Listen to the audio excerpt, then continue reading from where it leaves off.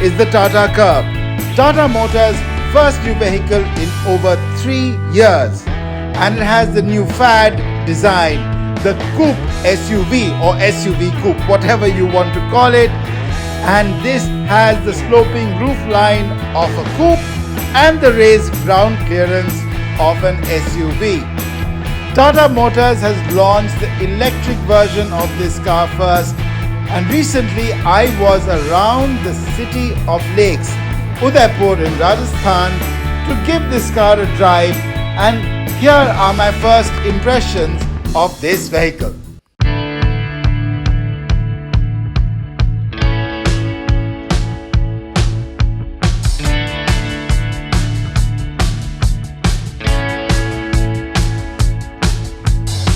So let me start a bit with the design of the car. As you can see from its side profile, this is the coupe SUV shape. Now technically a coupe is a two-door car with a sloping roof, but this car looks really smart. Obviously Tata Motors design language nowadays includes these connected headlights up front and at the back.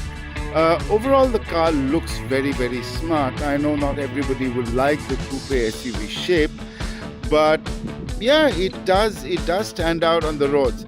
Now obviously many people will also compare this car with the recently launched Citroën Basalt, which is also a coupe SUV.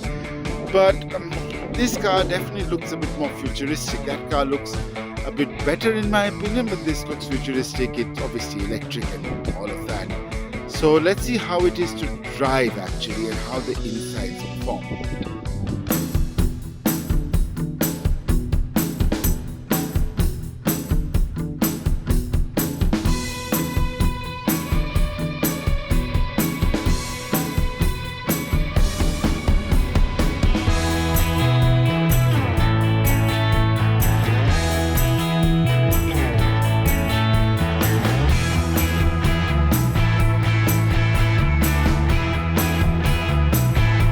A logical question would be how much luggage space this car has.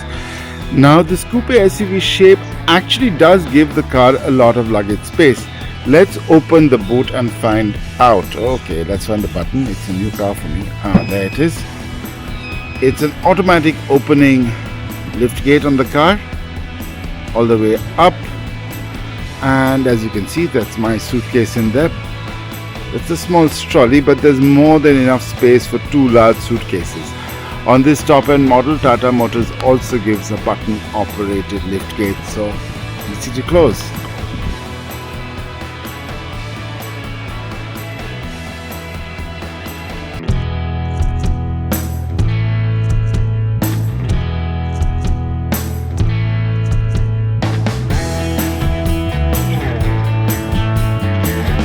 So how is the Tata Curvv.EV to drive? Now let me give you some specifics about the version I'm driving.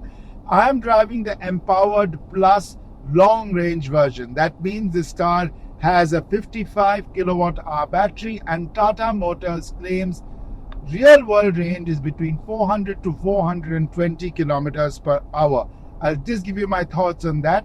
But because it's a top-end Empowered Plus version, I get a panoramic sunroof, which I'm opening the curtain right now, with ambient lighting around the edges of the panoramic sunroof, and of course inside the car as well.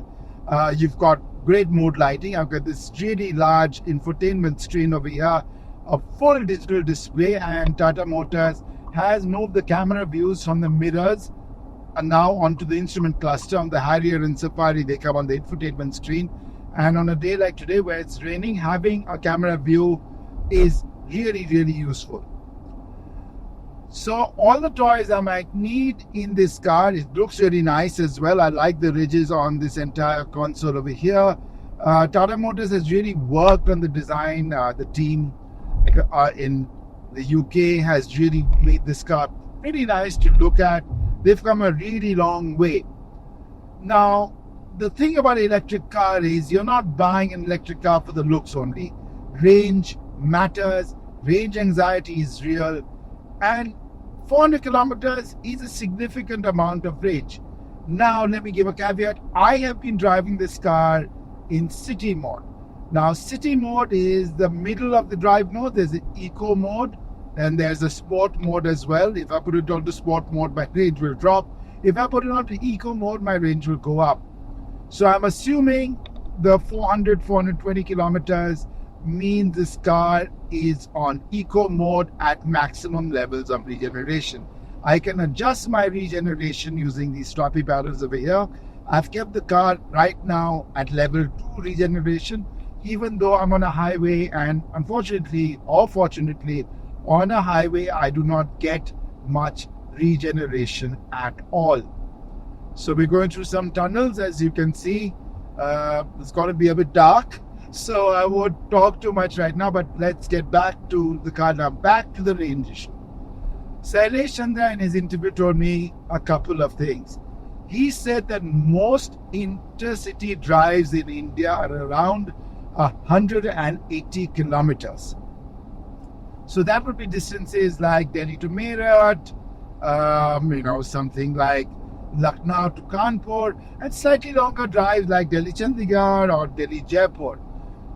The Curvv, even in the more aggressive drive mode like sport mode, you could easily do a distance like Delhi to Jaipur or Delhi to Chandigarh. And he also said that right now there are 15,000 chargers all over India.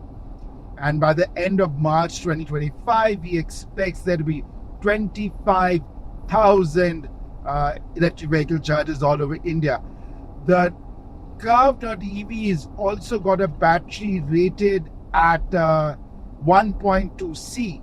Now, 1.2C means you can charge this car at up to 70 kilowatts from a fast DC charger. Much improved from vehicles like the Nexon EV or even the Punch EV. The Punch and the Curvv share the second generation PureEV architecture of Tata Motors. Now, 70 kilowatt chargers are rare to find, but you are getting an increasing number of 50 and 60 kilowatt hour chargers all over India. And 60 kilowatt charger that you can find on the Delhi Chandigarh highway, you would be able to charge this car from about 10% to about 80%, because you're using a fast charger. The last 20% really slows down if you don't want to damage your battery. You should be able to charge this car easily from 10 to 80% in about 45 minutes, less than that actually.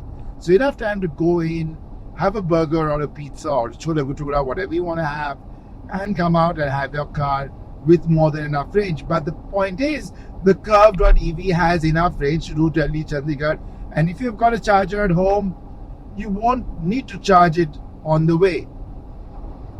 So the charging ecosystem is improving. This car's got a better battery pack which can charge faster, and you won't need to charge thanks to the range, even if the range I'm gonna get driving inside the city, inside on the highway, it will be closer to about 6 kilometers per unit.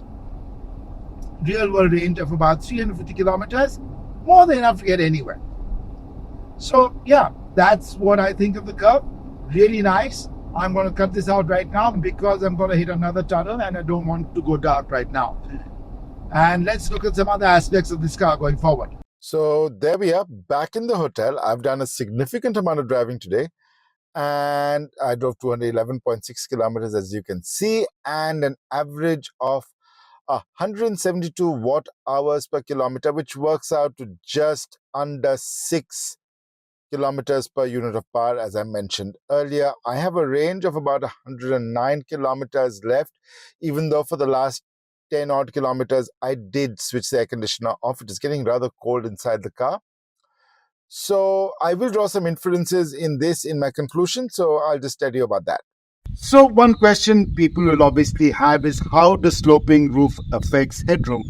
Now I'm about 5'11", and if I put my head back, I've got some room, but if I sit a bit forward, I don't. Now, I have pushed this seat a bit further back. I still have enough leg room, but yes, headroom isn't great. If I was somebody taller, maybe 6'2" or 6'3", I would find myself a bit more uncomfortable. But then again, If you're 6'2" or 6'3", you probably need a larger size SUV in the first place. Now, that means real world range for me was about 300 kilometers. But I've got some caveats there in the car's defense actually. I was driving relatively fast on the highway. And on the highway, you're not regenerating power. Whereas in a city, you could regenerate power because this car has 3 levels of regeneration. Now, in the city, I do believe if you buy this as a city commuter, you'll easily get the claimed 400 to 420 kilometers of range, and you won't need to charge this car more than once a week. If you're on the highway, however, I was driving relatively fast today.